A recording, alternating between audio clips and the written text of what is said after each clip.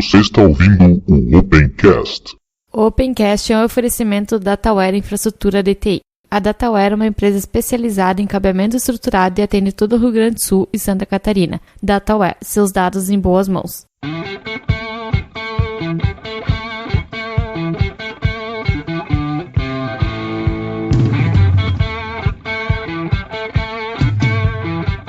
Está começando mais um Opencast, o seu podcast sobre tecnologias livres. Hoje estamos com o time reduzido. Hoje eu e o Diego. Tudo bem, Diego? Tudo bem, boa noite, Ivan.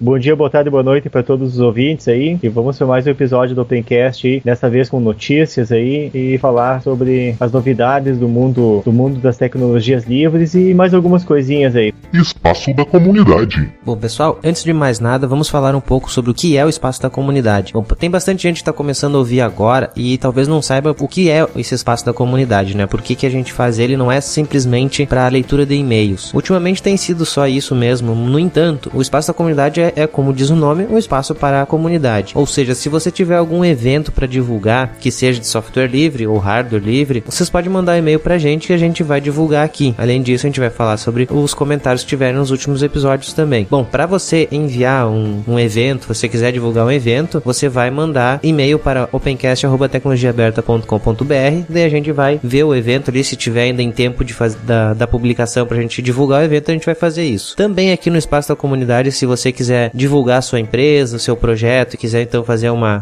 conversa aí com a gente sobre isso, também no mesmo e-mail você pode mandar pra gente que a gente vai analisar e logicamente, né, se for alguma coisa de empresa, algum anúncio assim de produto, a gente vai ter o nosso custinho ali, mas a gente vai falar com vocês melhor através desse e-mail. Antes de começar com os comentários e os e-mails que nós tivemos, quero lembrar vocês que a nossa loja está no ar. Na nossa loja a gente vende ali equipamentos eletrônicos, equipamentos de rede, telefonia, parte elétrica, pouco diferente dos outros sites que vendem caneca e camisa. Para os ouvintes do Opencast, a nossa loja ela tem ali um cupom de desconto de 7% para quem digitar no final do pedido Opencast tudo em maiúsculo. A nossa loja ela é cedida aí pelo nosso parceiro Dataware, que trabalha com cabeamento estruturado e toda a parte de TI. Para vocês terem certeza que é um parceiro sério, eu sou um dos sócios. Brincadeiras à parte, pode confiar na empresa aí que vai entregar para vocês tudo certinho. Para não perder o costume de outros sites, nós também vamos vender camisetas e canecas. No entanto, é num outro site. Nós temos no site vitrinepix.com.br/ubunteiro. Lá nós temos camisas e canecas, alguns modelos, e também temos a parceria com o Dio Linux, né, a Dio Store, onde tem lá vários canecas, camisas e outras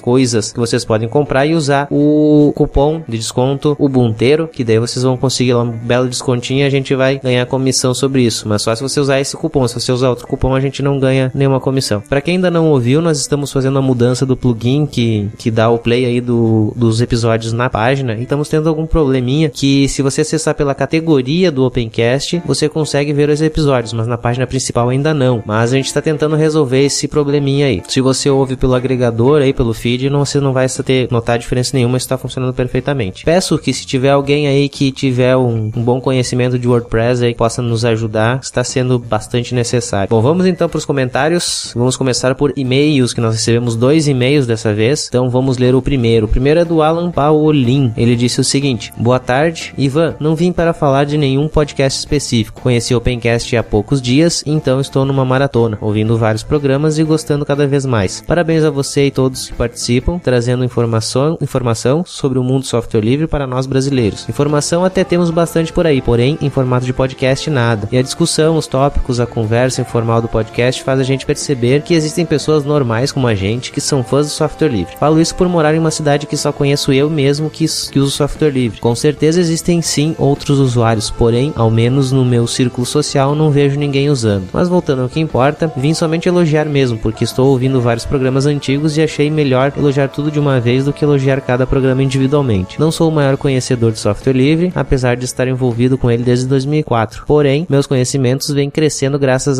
a pessoas como você, como o Jonathan do Dio Linux e mais outros que não citarei por não lembrar agora e estar com preguiça de pesquisar. São pessoas essenciais para fazer com que vejamos que o mundo software livre cresce a cada dia. Parabéns de novo e continuem evoluindo. Abraços, Alan Jason Paulin, de Blumenau, Santa Catarina. Muito obrigado, Alan, e desculpa lá pelos primeiros episódios que estavam realmente muito ruins, muito mal feitos. A gente não sabia fazer praticamente nada. Hoje a gente já deu uma boa melhorada, mas ainda tem muito que a gente pode melhorar. Que bom que você tá gostando. E a primeira coisa pra te ter mais gente na tua cidade que fale sobre software livre, embora Blumenau tem bastante coisa, cara. Pelo que eu vejo ali, tem bastante coisa na área na região. Vamos ver se tem algum evento aí que o pessoal divulgue que você vai ficar sabendo, mas eu tenho quase certeza que tem bastante coisa aí na região sobre software livre. O outro comentário que vem por e-mail é do José Augusto Ribeiro. Ele diz o seguinte: olá galera do Opencast, recentemente ouvi um podcast em que vocês falaram sobre os eventos de software livre pelo Brasil, deve ter sido o 49. Fiquei curioso e resolvi procurar no tio Google. Para minha surpresa, na verdade nem tanta, a maioria desses eventos é concentrada no sul-sudeste e na região nordeste carece desse tipo de evento. No meu estado, Ceará, só encontrei 2 eventos, Clisol e Cessol. Esse último foi realizado na minha universidade e eu não fiquei sabendo de nada. Divulgação nota 10. Enfim, vejo que no sul-sudeste o software livre parece ser mais bem divulgado. Por aqui a gente tenta converter a galera para o lado livre da força, mas a maioria, por ter tido uma péssima experiência com o Linux educacional, acabam tendo uma impressão ruim do mundo Linux. Queria saber a opinião de vocês a respeito do Linux educacional e o que ele precisa para dar uma impressão melhor aos alunos do fundamental médio, que são o alvo principal desse sistema.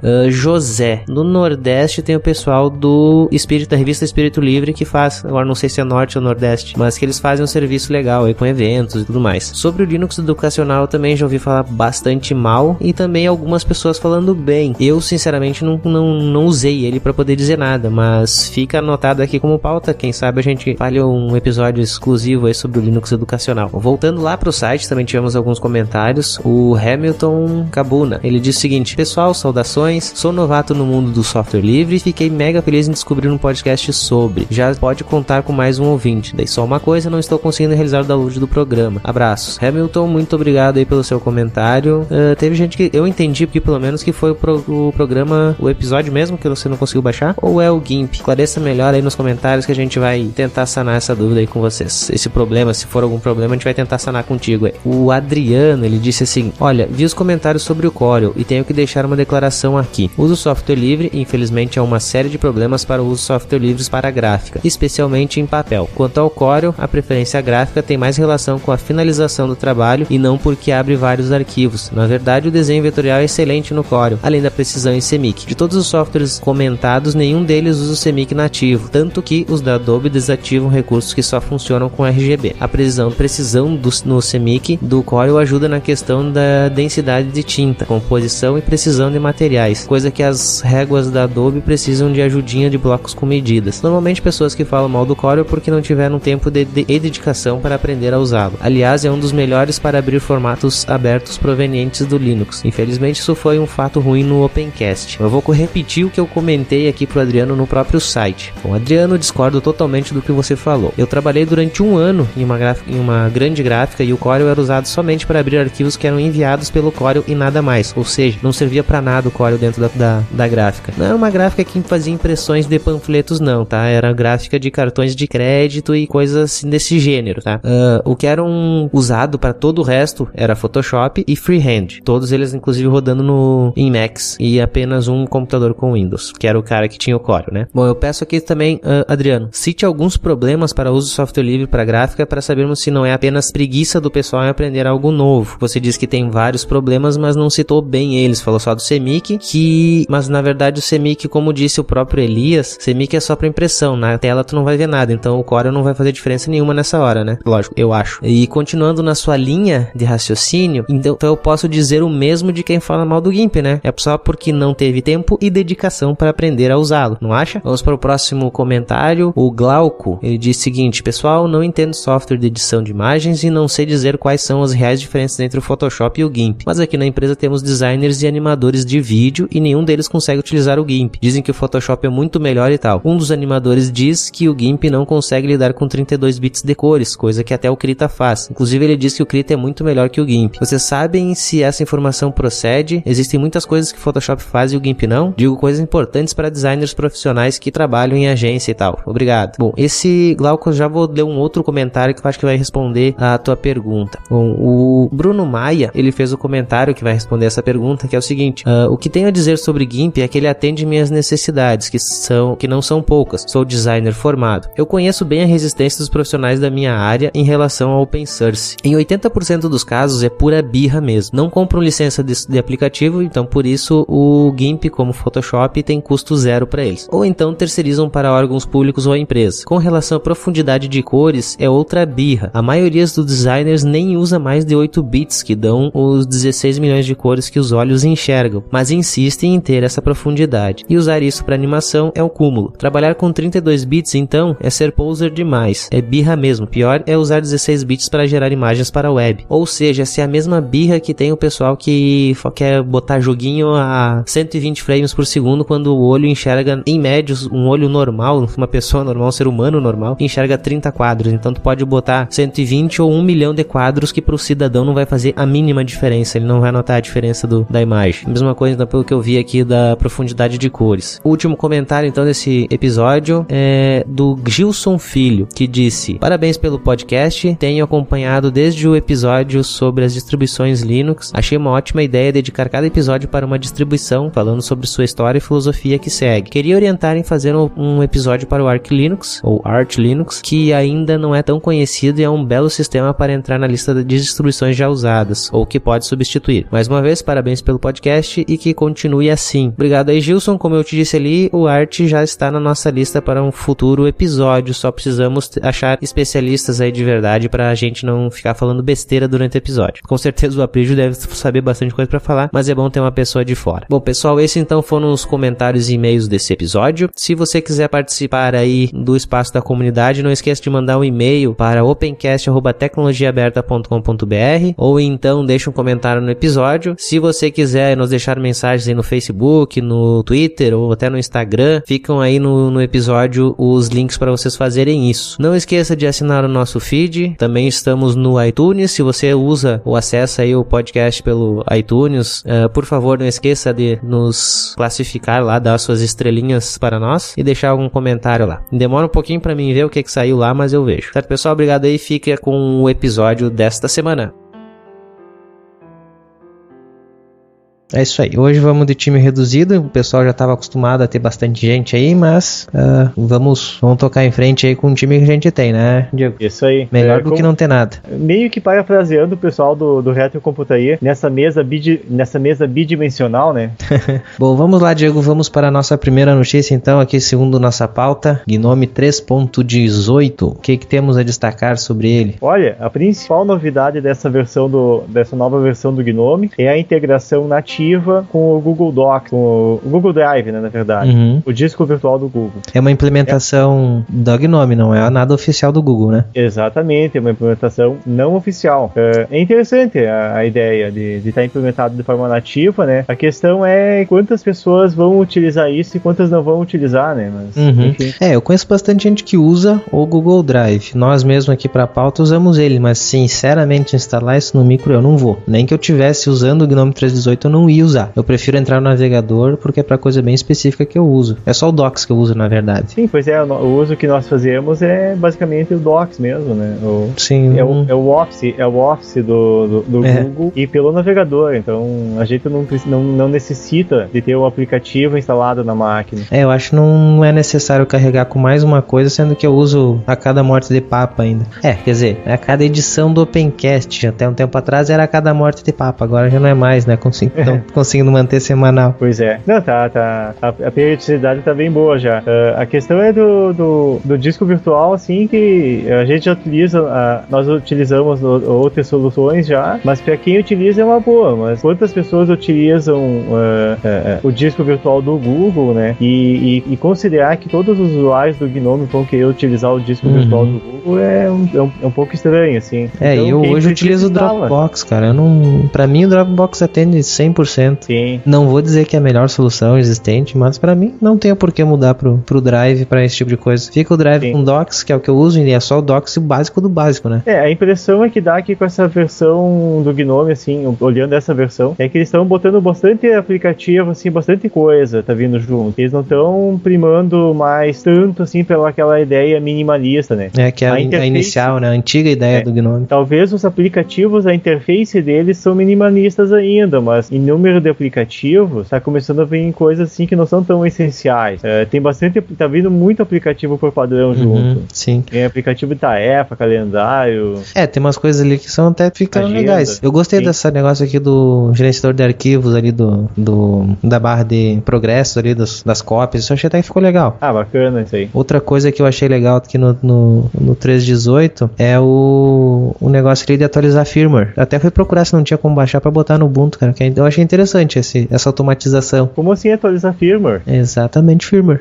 BIOS, acho que principalmente aqui é BIOS. Nossa, ele interessante. Junto com o projeto Linux Vendor Firmware Service. Ele dá uma maneira de atualizar os firmwares. Pelo que eu li aqui, é BIOS mesmo. Eu acho que a ideia deles é fazer atualização de firmware em geral, mas o que eu tô vendo mais aqui é BIOS mesmo. É uma coisa que falta, né, no mundo Linux, que a gente acaba... Eu já muitas vezes tive que apelar pra Windows só pra poder atualizar uma BIOS. É complicado. E nunca precisei passar por processo de atualização de BIOS, né, mas pra quem precisa, facilita, né? Até hoje o que eu mais precisei foi em servidores IBM, mas ele tem a ferramenta deles mesmo pra fazer atualização. Geralmente é um CD deles que faz isso. Pois é, a última vez que eu vi falar de atualizar BIOS era do tempo do disquete ainda. Eu já tive que fazer alguma vez pra corrigir bug. E todas as vezes que eu precisei, acabei usando Windows. E no Linux, eu acho que eu não tive nenhuma vez que eu consegui, ou também nem procurei muito, porque eu vi que a coisa era difícil e no site do fabricante não existia nenhuma ferramenta pra Linux. Ou então tem um CD, uma ISO, né? Eu imaginei que tivesse alguma ferramenta modo texto pra fazer isso. Olha, eu nunca achei que eu lembre agora. Pode ser que eu já tenha achado, mas eu não lembro hoje de nada. Mas falando outra coisa a respeito do Gnome, uma coisa tem que dizer, né? Que ele tá bonito, né?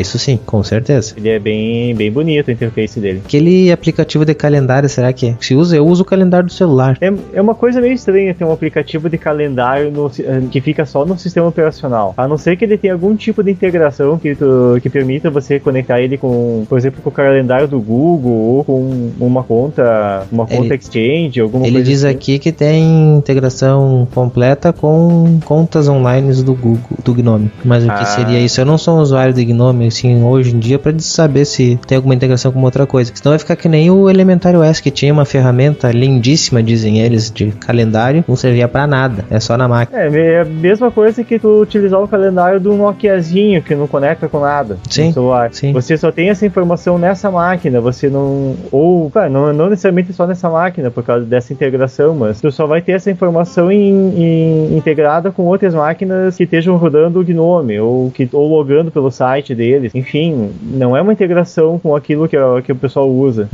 Isso que faz falta. É como uma mensagem instantânea, é como chat. Não adianta utilizar um cliente específico ou algo muito específico se as outras pessoas não estão utilizando. Tem que ter as duas pontas. Por melhor que seja aplicativo, né? Sim. E nesse caso de calendário, não é o fato de ser duas pontas, mas é o fato de a pessoa estar em movimento. Uma hora a pessoa está utilizando no celular, outra hora está no computador, e nem sempre é o mesmo computador. Então fica meio estranho ter uma integração só com esse tipo de conta, né? Sim. Continuando as novidades também, tem o progresso ali do Wayland, né? Tá seguindo junto com o 3.18. Agora botou aqui que... Nossa, mas tá meio atrasado também. Atrasado, talvez não esteja tão atrasado. Mas agora que eles botaram a habilidade de copiar e colar e arrastar entre janelas. Nossa!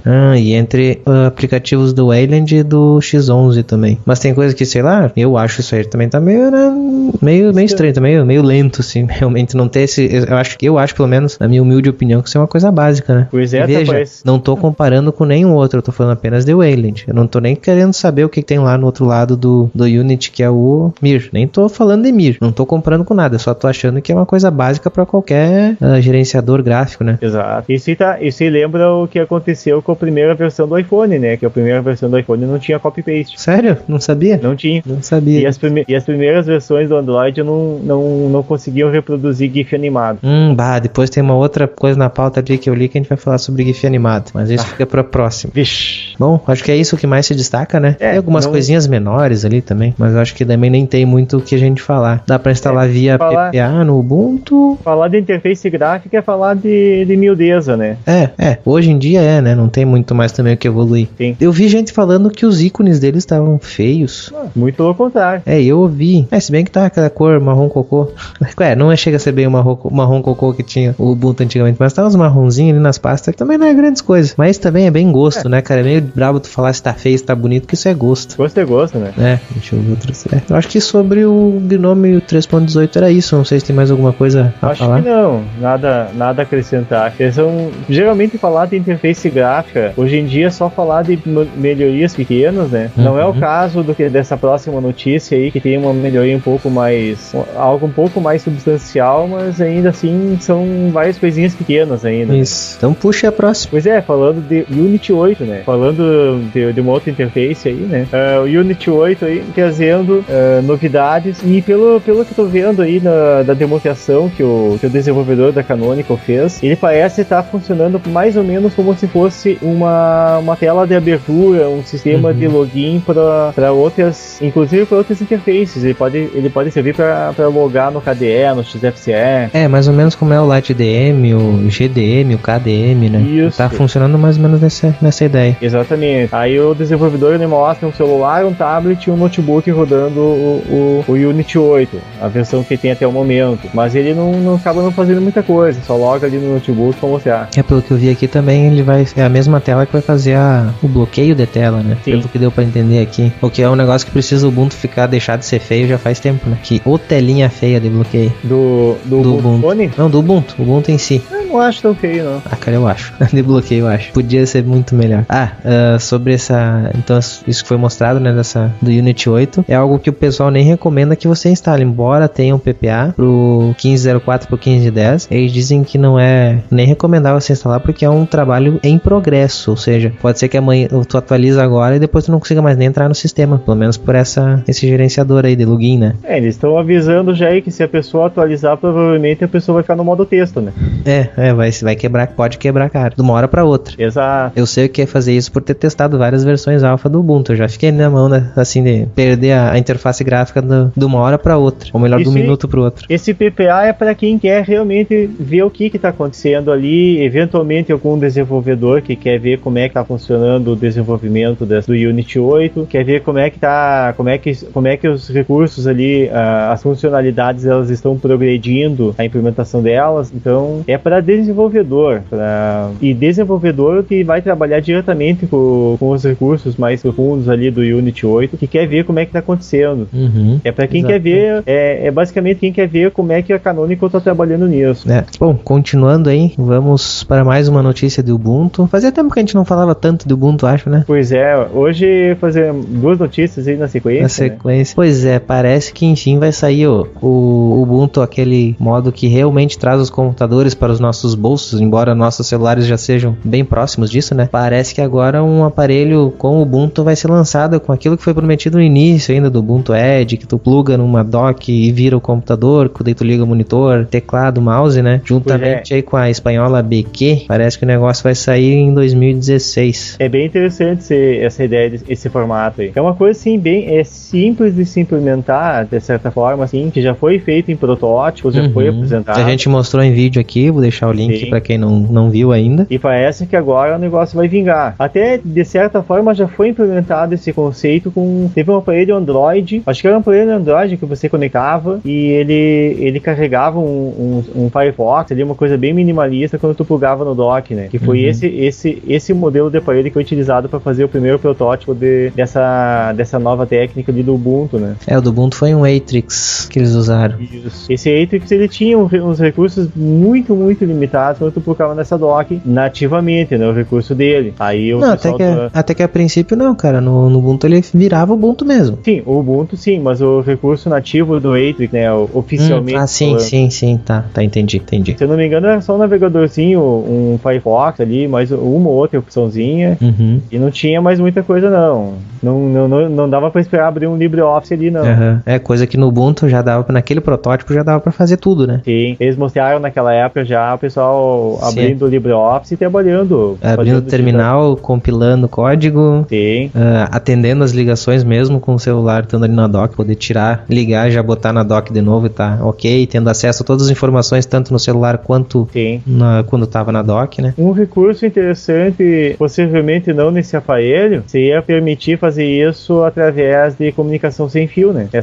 A dock reconhecer por comunicação sem fio. Aí só larga o celular em cima de uma dock Seria uma dock no estilo do carregador sem fio, tem? Isso, pois é, você faz o carregamento sem fio já, é só colocar, larga o celular ali e já tá trabalhando. É que eu acho que a ideia da dock até, né, nesse caso, seria mais carregar o celular enquanto tu tá ali, né, aproveitar isso. Porque realmente, senão tu faz um sem fio, bota aquele carregador sem fio e comunica também sem fio, pode ser por Bluetooth, por rede, por qualquer coisa. Mesmo que seja uma dock, seria interessante uma dock estilo berço, da forma que tinha muito antigamente nos palmes, você só encaixava ali, uma forma prática de encaixar, que não tem que ficar catando um cabo e achar a posição certa daquele cabo USB pra ligar. É uma coisa bem interessante, mas vamos ver como é que eles estão pensando o produto, né? Eu espero, cara, que isso saia, cara, faz muito tempo, eu queria desde aquela vez lá que eu fiz o vídeo do Atrix, desde aquela época eu espero bastante por essa versão. E vai ser, bem dizer, não é o primeiro aparelho celular que tá saindo com o Ubuntu Phone, mas vai ser o primeiro aparelho de telefone que tá saindo com o Ubuntu Phone, mas com um recurso competitivo, né? Isso, que é aquele recurso que realmente pode fazer algum diferencial no mercado, né? Não ser mais um sistema operacional para celular. Nem que seja um recurso para um nicho de pessoas, um nicho de profissionais, mas é um recurso que tem um diferencial conforme o que tá tendo hoje. Eu não sei se vai ser de nicho, cara, porque a cada dia o celular se torna mais a primeira tela das pessoas, e de vez em quando é interessante o cara ter uma tela maior, um monitor grande, e ali tu resolve dois problemas. Tu tem a primeira tela com o cara tá sempre ali, quando ele precisa de uma tela maior, plugou.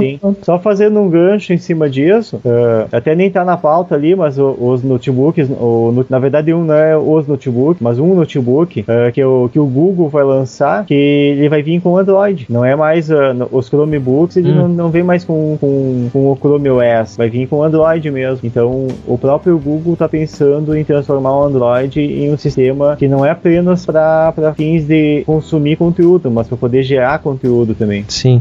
Desistiram então daquele negócio lá. Aparentemente pode ser uma sinalização de que oficialmente não, né, mas é interessante, porque se for parar pra pensar, já dá pra, através do Google Docs, né, já dá pra trabalhar minimamente ali, de uma forma meio capenga ainda. Cara, eu sempre quando eu vi aquele sistema, cheguei a rodar, não numa máquina real, mas numa máquina virtual, nunca vi sentido pra aquilo, cara. Eu sempre olhava assim, pra que isso? Pra que estão desenvolvendo um negócio desse tão ruim? Eu sempre achei muito ruim, cara, aquilo lá.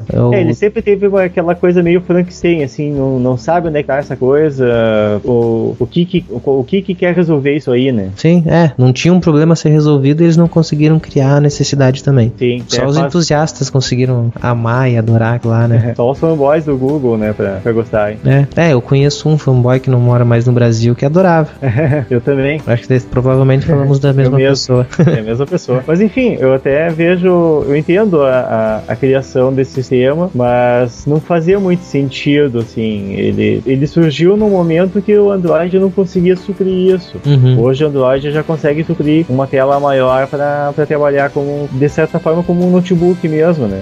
O que estava faltando eram aplicativos, e aos poucos esses aplicativos estão sendo supridos. Pode ser que sirva como um impulso, assim, sirva como um incentivo para poder surgir aplicativos mais voltados à produtividade, mais voltados a público empresarial mesmo, né? Sim. Aplicativos realmente de trabalho mesmo, não só de consumo de conteúdo. Não só lazer, né? Exato. Mas ainda digo que não, o nosso trabalho mais pesado não vai ter celular. Quem sabe ali, mesmo assim acho difícil, mesmo o Ubuntu vindo ali, eu acho que não vai. Produção de conteúdo vai continuar sendo PC por muito tempo. Sim, o PC ele tá cada vez indo um pouquinho pro mercado de nicho, né? Que vai ser trabalho, produção mesmo de trabalho, rodar sistema mesmo. Isso não tem como escapar. Eu tentei fazer uma força aqui de imaginar eu fazendo edição num celular e mesmo eu forçando, querendo que fosse, mas não consegui, não dá. Pois é, eu não vejo a curto prazo surgirem aplicativos realmente para fazer edição de vídeos de forma profissional em ambiente Android, por exemplo. Alguém queria utilizar um notebook com Android numa emissora de TV para editar vídeo. Eu não imagino isso. Com certeza. Então não precisa. Não hoje, né?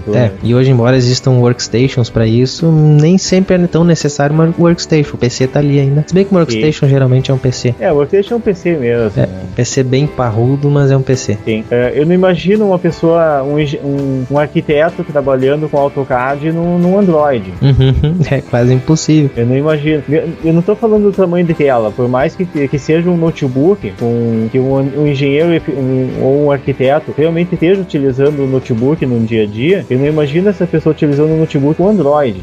Ainda mais não é o hardware, é o sistema operacional mesmo. Eu já penso no hardware mesmo. Imagina a memória que tem celular hoje, a GPU que tu precisa para muitas coisas. Se tu vai botar no celular, e a bateria vai simplesmente em 15 minutos, tu não tem mais bateria. Mas não é nem no celular, seria no notebook mesmo, né?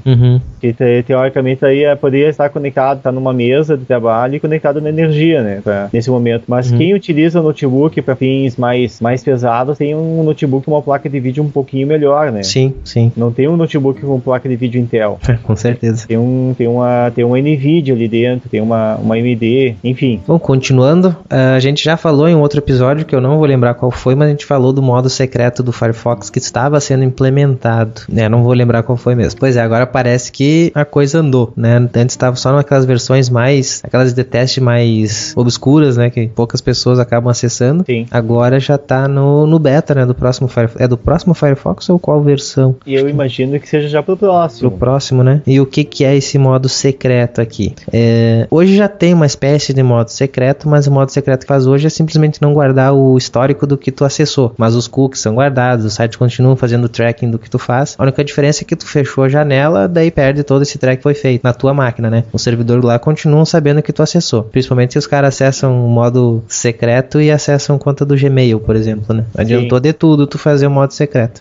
Mas esse novo modo secreto ele já faz diferente. Ele tenta burlar essas ferramentas de tracking, né? Que teriam os aplicativos, eles bloqueiam esses sites, né? Porque sempre que tu vai acessar um site, tu não acessa um site, tu acessa, eu acho que uns 40, 50 sites ao mesmo tempo. Por mais que tu acessou um só. Então ele bloqueia a ideia básica é essa, bloqueia esse monte de coisa aí que acessaria por fora sem que tu soubesse, né? Ivan, eu fiz uma coisa semelhante a bloquear isso aí por uma Smart TV. Eu bloqueei no roteador da casa todos os links que teoricamente essa Smart TV estaria acessando ou para trazer publicidade ou para fazer algum outro tipo de acesso que não é estritamente a utilização do aparelho mesmo, né? E é mais ou menos um recurso sim de bloqueio, né? Que eu bloqueio o modo anônimo que existe hoje o modo oculto, né? Que existe hoje nos navegadores. Ele é basicamente, ele esconde pouca coisa, né? Ele só faz uma limpeza, né? Só tá rodando uma sandbox, uma caixa de areia, e quando tu fecha a janela, ele deleta essa caixa de areia. Mas entre uma aba e outra, se você tá com uma aba e você abrir uma aba filha daquela primeira aba, pronto, tá tudo rastreado. Elas estão conversando. A ideia desse novo sistema é que isso não aconteça, né? Sim, é que tomara que cada aba seja uma caixa de areia diferente e que elas não fiquem armazenando indefinido ao longo dessa aba. Só que se for implementada como a gente tinha visto na outra vez que a gente falou disso, ele trabalha tipo com uma lista negra. Então se os sites mudarem os endereços que eles fazem o tracking continua sendo feito. Vai ser uma briga de gato e rato, né? Um correndo atrás do outro e sempre assim. Não tem como ser perfeito um sistema desses, né? Ele pode até ser perfeito em alguma situação específica ou no começo da utilização dele, mas ao longo do tempo vai ser sempre essa briga, né? Vai ser a Mozilla, ela descobre os links que estão bloqueando, que fazem a publicidade de um site ou que fazem esse tracking de um site. Aí no segundo momento o pessoal que utiliza isso para fazer publicidade já muda os endereços, muda os DNS, muda algum detalhezinho que já começa a passar pelo filtro. E vai ser essa briga aí, né? Vai ser sempre assim. Mas é interessante, vamos ver até onde que vai isso aí, né? Sim. Vamos para a próxima? Vamos lá. Bom, na próxima notícia então vamos falar sobre o IPv4, que dizem as más línguas que terminou nos Estados Unidos. Pois é, né? Agora só com cambista. Cara, uma coisa que eu vou perguntar. Já deve fazer uns 5 anos que eu ouço que o IPv4 vai acabar no Brasil ano que vem. E até agora vai acabar no ano que vem de novo. Nunca acaba? É que o ano não acabou ainda, né? Sim, mas é sempre no ano que vem que vai acabar. Já faz anos que vai acabar no ano que vem e nunca vejo acabar. Pois é, eu não sei qual que é a lógica disso, mas o que aconteceu lá nos Estados Unidos é que o órgão, como é que é o nome do órgão? ARIN, American Registry for Internet Number. É um órgão que faz a distribuição dos IPs, dentre eles os IPs versão 4, que simplesmente acabou, e agora só a partir de terceiros para conseguir.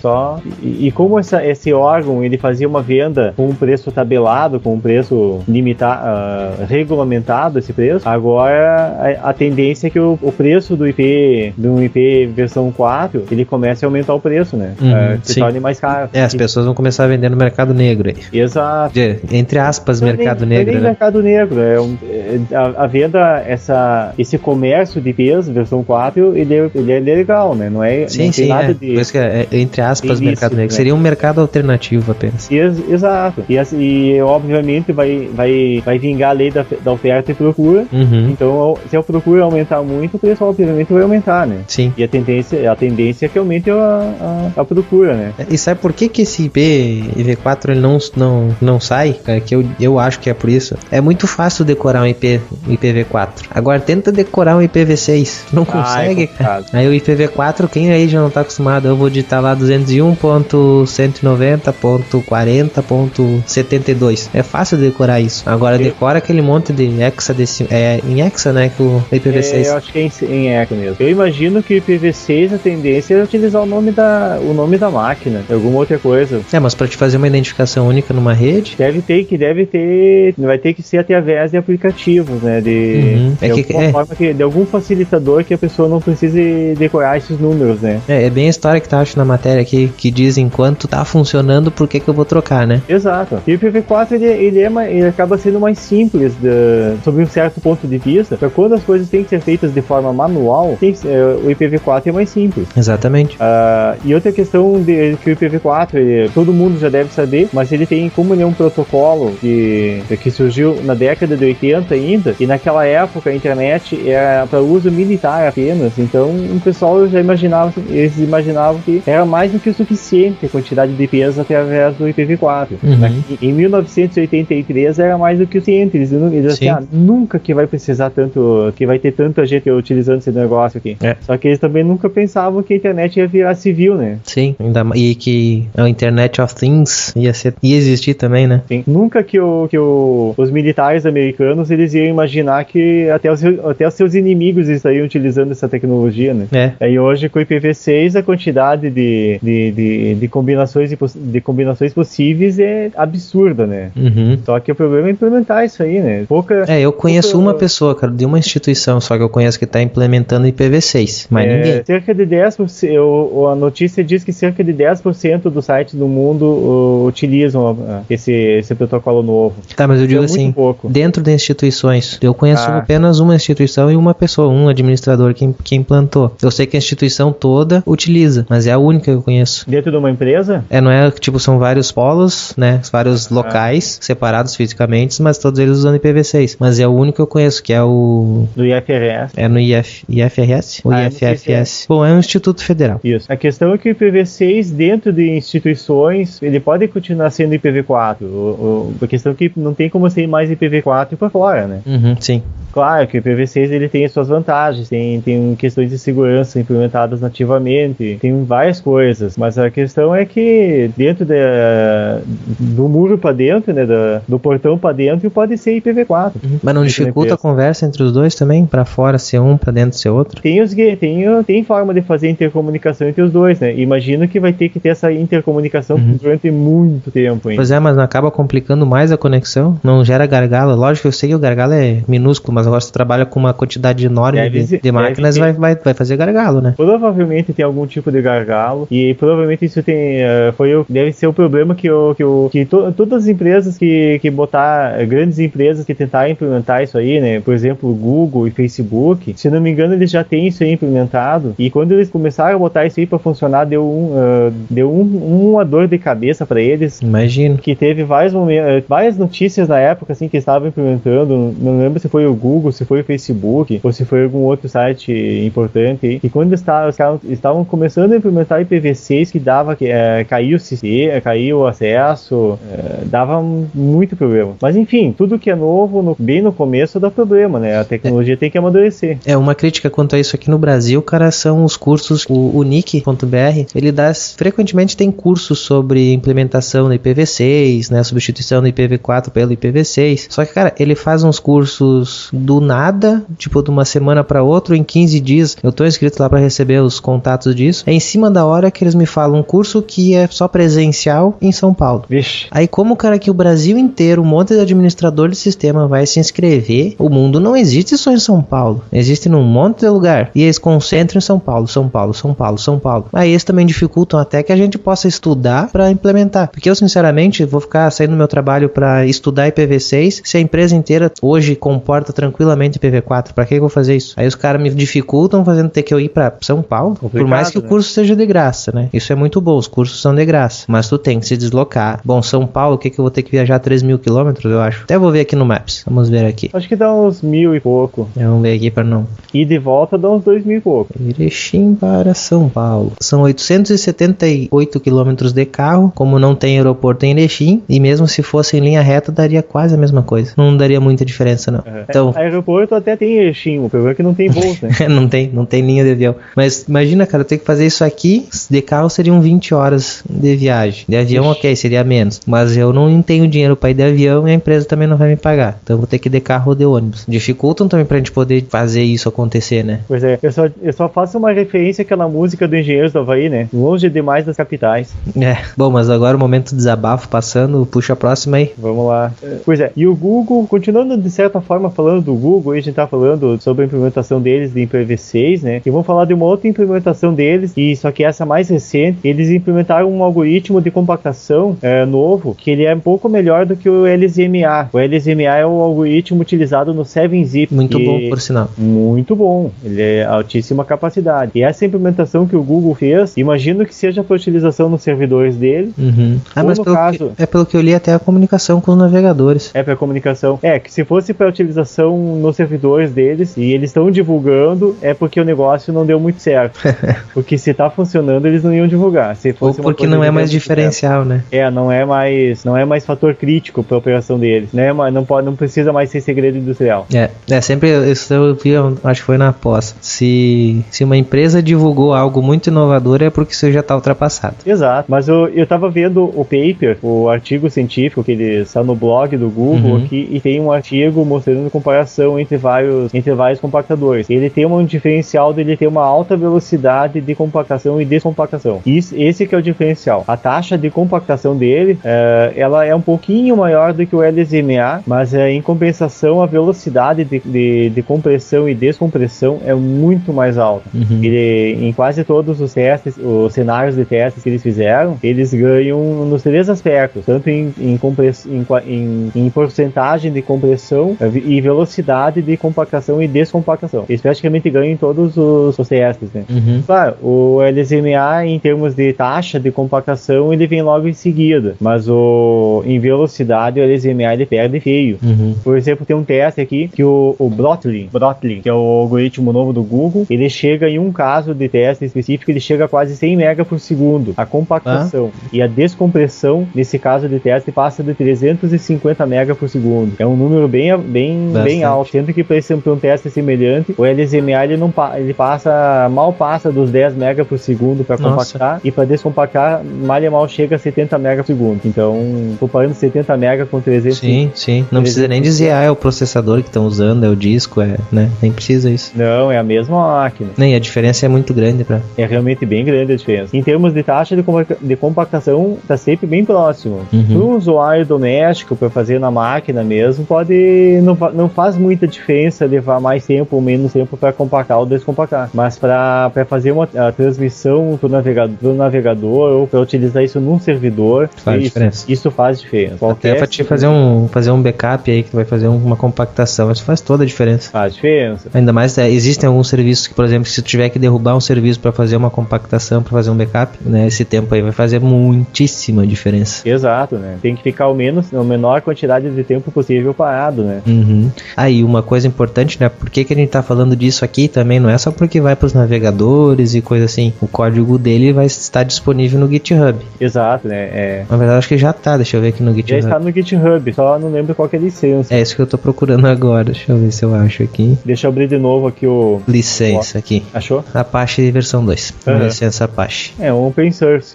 Quem tiver interessado, então, contribuir ou aprender alguma coisa, tá aí um projeto legal pra dar uma olhada. Pois é. E é uma coisa bem interessante interessante esses algoritmos de compactação para quem é estudante de ciências da computação ou de alguma área mais voltada para matemática, enfim. São algoritmos que utilizam muitos truques matemáticos assim para ele fazer essa compactação toda. Não é apenas um algoritmo normal, assim, ele é muito mais do que um algoritmo de Huffman que seria implementado pelo Zip. É uma coisa muito mais avançada do que isso. Acho que é bem mais, não sei no teu tempo de faculdade, mas no meu o que eu aprendi foi fazer aqueles algoritmos mais simples possíveis de compactação, né? Nem se compara a esse tipo. Sim, eu na faculdade eu cheguei a estudar de uma forma muito por cima o algoritmo de Huffman. Mas implementou ou não? Não, tem.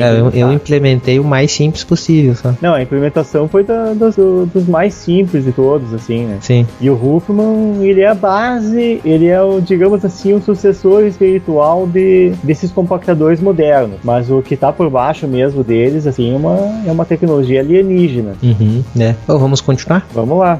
O Wine será lançado uma vez por ano. Isso. Eu até fiz uma brincadeira aí na pauta, né? Que agora o Wine, ele é apenas uma vez por ano, né? Para os usuários do Wine não ter que ir pro AA, né? Hoje é Alcoólicos Anônimos, né? Sim. Na minha época era Alcoólatras Anônimos. Agora até isso mudaram. Enfim, é uma brincadeira. Não na minha época de alcoólicos, tá? Porque na minha época de antigamente. Eu gosto de uma cervejinha ali, mas também ainda não cheguei nesse nível. Que o Wine, pra quem não sabe, além de ser vinho em inglês, ele é uma espécie de emulador, né? Agora todo mundo vai querer me crucificar aqui. O Wine is not an emulator. Exatamente. O Wine não é um emulador, mas ele funciona, a grosso modo, ele funciona como se fosse um emulador de Windows para Linux. Ele permite executar aplicações de Windows no Linux. Ele faz isso não é através de emulação. Pelo menos segundo o entendimento do que é emulação pelos criadores do Wine, não é fazer uma tradução da API. Eles fazem isso. Isso, uma tradução da API. Isso aí. Eles, no ponto de vista dos criadores do Wine, emulação é mais do que fazer uma tradução da API. Envolve fazer uma tradução das instruções do processador, né? Isso. Mas, enfim, permite fazer que as pessoas rodem jogos de Windows dentro do Linux. Um exemplo bem prático. Por que eles fizeram isso? Por que eles decidiram isso de ano em ano fazer esses lançamentos e não como é hoje que lança a moda, vamos dizer, a moda caralha, ou seja, deu vontade e lança a versão? Por que eles decidiram isso? Enfim, o pessoal, a equipe de trabalho em cima do Wine, eles estavam lançando muitas versões ao longo do ano e essas versões estavam saindo com qualquer pequena mudança que vinha, estava saindo uma versão nova. Isso aí, além de ficar confuso e sair um monte de versão, estava gerando bugs, assim, às vezes um aplicativo estava funcionando em uma versão e na versão seguinte deixava de funcionar. Passei por isso, cara, Tem um jogo que eu ensinei a usar o Gran Fantasia, eu acho que é o nome. Depois foi um tempo ali, saiu a versão nova do Wine, o jogo que rodava perfeitamente, digamos assim, 98%. Parou de rodar, nem o lançador dele não abria mais, sem mudar nada, só a versão do Wine. Pois é, por causa desse tipo de bug, né, aparentemente o pessoal do Wine não escuta muito o que o Linus Torvalds fala, né, que não quebra o espaço do usuário, então eles estavam a todo momento mexendo algumas coisas e corrigindo o bug, mas esse bug já tinha se tornado em uma feature do sistema, então não pode ficar, às vezes tem bugs que não pode corrigir ele sem mudar a forma que o sistema trabalha, ou às vezes até tem um bug que precisa ser corrigido, mas para corrigir isso não pode desmontar o que já está feito. Isso, exatamente. Então, esse tipo de atitude assim, estava prejudicando o Wine. Então, dessa forma, eles pretendem lançar uma versão por ano, com atualizações,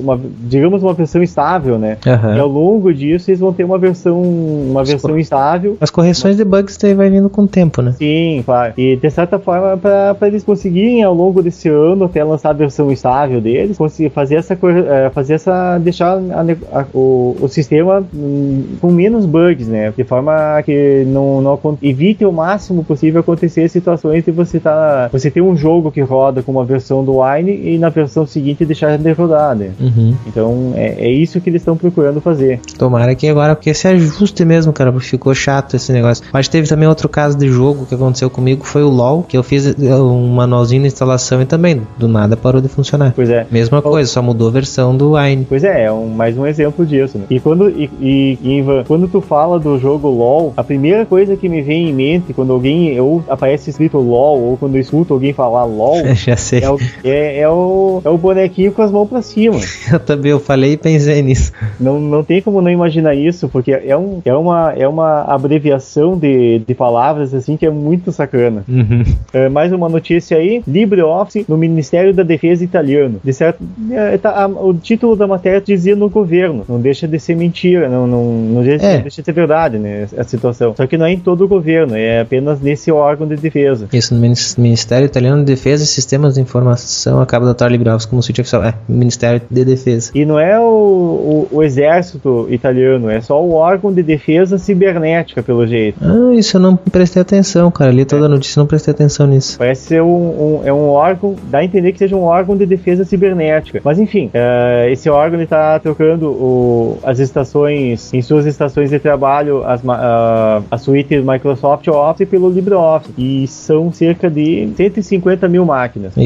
Bastante máquina. Sabe o que me chamou a atenção nessa notícia? É um parágrafo que diz o seguinte: na migração, o Ministério da Defesa também vai desenvolver um conteúdo educacional para uma série de cursos para formação em LibreOffice totalmente online que serão liberados sob a licença Creative Commons, para que todos os interessados possam aderir também. Muito bom. Isso é fantástico, né? Que não adianta só migrar a máquina, ele tem que fazer um treinamento. O mais legal é que isso vai ficar aberto para todo mundo. Isso. Né? Qualquer interessado em aprender. Isso. E além disso, além de eles estarem fazendo essa migração no Ministério da Defesa italiano, aí a notícia ela fica meio ambígua, não dá a entender se é em todo o governo, mas dizem que dá a entender que todo o governo italiano vai passar a utilizar o ODF como padrão. Mas o Brasil também tá usando o ODF, mas o que eu menos vejo é o governo mandar em ODF, né? Brasil é Brasil, né? Tem lei pra lá, tem lei estadual, tem lei federal, e o que eu menos vejo é ODF pra lá e pra cá. Eu só vejo XLS, DocX, XLSX, agora o ADT, isso eu não vejo. Vamos ver, tomara que pelo menos lá funcione, né? Que não seja como é aqui. Tomara que o pessoal resolva de realmente adotar o ODF, né? E adotando o ODF, que fazendo um uso massivo dentro do governo, que consiga, se tem alguma deficiência, alguma coisa que está faltando ali, que seja para poder ser implementado, né? Se tem algum detalhezinho que está faltando, que sejam, que façam essa implementação, né? Que são coisas que acontecem só quando passa a ser utilizado em um mercado de nicho muito massivamente, né? Aconteceu até um tempo atrás, a gente noticiou aqui que quando em algum órgão da justiça aqui no Brasil estavam utilizando o LibreOffice, o padrão ODF, e tiveram que corrigir um bug, uma espécie de bug que tinha nele que não permitia parágrafos com mais do que tantas palavras, né? Mais do que tantas linhas. São as nossas atas. Isso, tiveram que, entre aspas, corrigir esse bug, né? Que é um bug só pra nós, né? Pro resto do mundo não é. Não precisa disso, mas aqui precisava dessa sutileza, né? Bom, a próxima notícia que nós temos aqui, eu queria falar mesmo dela, que é o OpenShot 2.0. Tá quase aí sendo lançado, quer dizer, quase. Acho que vai dar uns 6 meses, mais ou menos, embora não tenha uma data específica, né? O OpenShot é um aplicativo para edição de vídeos. Ele é um pouco mais simples, eu diria assim, como sendo utilizador dos dois, né? O 1.4, que é o OpenShot 1.4, e o Kdenlive, eu digo que os dois nem se comparam, né? O Kdenlive dá um banho, e agora talvez eu crie polêmica aí, mas o Kdenlive nem se compara com o OpenShot, o Kdenlive é bem superior. O OpenShot seria mais em comparação, assim, o mundo Windows, seria o Windows Movie Maker, só que ele tem algumas ferramentas a mais que ele, né?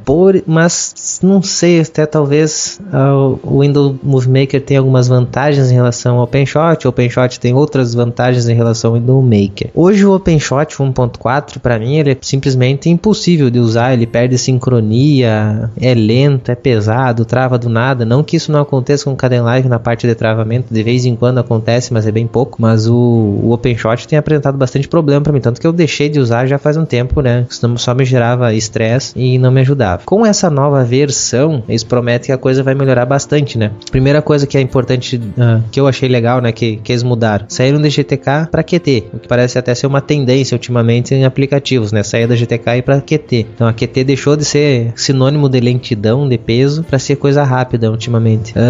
Tem uma coisa aqui que eu não gostei, cara, que ele disse que vai ter suporte a GIF. Ixi. Praga do GIF. Agora vai ter aplicativo no Linux Morre, fácil pra diabo. mexer com isso. Morre, diabo. Mais ou menos isso. Aqui o que ele diz, ó, o novo OpenShot traz uma série de novidades, né? Daí bota como a primeira coisa aqui, suporte a GIFs animados. Como você pode dizer na imagem, tem uma imagenzinha ali que depois vocês vão poder ver na matéria. E além disso, alguns efeitos novos também vão estar disponíveis, keyframes, diálogo de propriedades melhorados, melhoria de performance do Live View. Isso aqui eu quero ver se realmente vai ter e se o programa realmente vai ficar mais eficiente. Não tem, como eu disse antes, não tem uma data específica para lançamento, mas tudo indica que vai sair até o final de fevereiro, né, de 2016. Não existe nenhum repositório ou algum lugar que tu possa baixar um beta, um alpha ou qualquer coisa em desenvolvimento. Então o que tem hoje é só o que o pessoal do blog oficial ali do OpenShot divulga, né? Quem quiser acompanhar aí, vamos deixar o link também do blog oficial deles para dar uma olhada como é que a coisa tá saindo, porque tudo que a gente tem é isso. A gente não tem nenhuma coisa pra gente poder botar a mão na massa, né? Pois é, né? Daí que eu esqueci uma coisa importante, que talvez vai melhorar pro OpenShot, pro projeto em si, é que ele vai ter, hoje só tem versões para Linux. Nessa versão 2 ele vai ter versões pro Windows 10 inclusive, e Mac OS X e Yosemite. É Yosemite ou Yosemite? Eu chamo dos dois. É que eu já vi gente falando Yosemite, então não sei qual que é. Então ele vai ter a versão para outros sistemas operacionais, que vai ajudar um pouco a popularizar, né, o software, ou não. Acho que ajuda a popularizar sim, né? Porque pegando uma maior base de usuários, né? Uhum. É possível, tem um potencial maior, pelo menos. Isso aí. Quem tá esperando aí mais um editor simples, ou seja, não nada muito avançado, mas um editor simples para fazer umas edições mais legaisinhas, assim. Tem algumas coisas que são legais no OpenShot, as transições dele são bem legais, ele tem integração com o Blender para fazer algumas animações, já vem pré-prontas, é legal de fazer. Mas não foge muito a isso. Aí quando começou a fazer uma edição um pouco mais pesada, ele já apanha bastante, né? Hoje, o 1.4. Tomara que o 2.0 não sofra disso. Tomara. Bom, vamos para a última notícia, então. Terminando esse episódio aí. Surgiu uma notícia aí de um malware que estava afetando máquinas Linux, né? O tal do Shore DDoS. Shore DDoS. DDoS, isso. Shore DDoS. Pois é. Até algumas notícias dizem, mas o Ubuntu tá fora, né? Mais ou menos. O que é esse cara, afinal? O que faz esse malware? Pois é, por que o pessoal tá falando que ele não afeta o Ubuntu, né? Eu vou chegar nesse ponto aí na sequência. Como é que funciona a forma de infecção desse vírus? Como no Linux, de forma geral, vírus só consegue fazer alguma coisa se ele conseguir pegar o usuário root. Esse vírus, ele infecta o usuário root que tem a senha fraca. Uhum. Ou seja, ele faz por tentativa de força bruta, se conseguir entrar no usuário de root, beleza, né? Ele tá lá dentro. E através disso ele se propaga. E para poder se propagar, a máquina ela precisa ter uma conta de root habilitada para ser acessada pelo SSH. Então tem que ter o SSH ativado para através do SSH conseguir chegar numa conta de root, e essa conta de root ainda tem uma senha fraca. Então é muita coisa. Até assim, para colaborar com tudo isso daí, teve um artigo publicado aqui no site, no Tecnologia Aberta, foi no dia agora da gravação, inclusive, do Antônio Carlos da Silva. Ele fez essa colaboração. O título dele diz tudo, cara. Botnet Shore DDoS. Muito escândalo por muito pouco. Exato. Eu acho que isso resume tudo. A questão é que acaba virando notícia qualquer vírus, qualquer malware para Linux, pelo mesmo fato que de conceitual, ser raro. E menos porque mesmo ele sendo conceitual, né? Então o pessoal já diz, mesmo que seja um vírus conceito, o pessoal diz, não, tem um vírus para Linux. Até porque dá notícia, né? Dá bastante tráfego no site. É uma coisa assim que quando aparece vira notícia, né? Uhum. De tão pouco que aparece, quando aparece vira notícia. Isso aí chama atenção até pelo artigo ali que o Antônio Carlos escreveu, cara, que inclusive eu gostei bastante do texto dele, né? Por isso até que publiquei, que ele não é digamos assim, um membro ali do site, ele não participa, não é da equipe, né? Mas ele mandou o texto, e outras pessoas também que mandarem aí, se for bons, vão ser publicados da mesma maneira. Ele diz aqui que esse problema chama atenção para um outro fato. O mundo corporativo está cada vez menos para os entusiastas do software livre do que para equipes profissionais. Ou seja, não há mais espaço para romantismo, enquanto o negócio é dinheiro que se ganha no final do mês. Ou seja, tem que ser profissional hoje para instalar Linux, né, cara? Para manter Linux, instalar qualquer um instala, mas para manter, configurar, cara, tem que saber o que tá fazendo. Não dá para largar pro sobrinho fazer ali, só porque o software é de graça, qualquer um consegue mexer. Não é bem assim, cara. Tem que ter o mínimo de conhecimento, tem que prezar pela segurança, né? Não é só sair botando e assim tá bom. Aí bota aquele monte de serviço também que nem interessa, o servidor nem usa aquele monte de serviço, mas tá lá instalado, né? E por favor, né, se a distribuição que a pessoa tá utilizando tem uma conta de root, por favor, coloque uma senha minimamente difícil, né?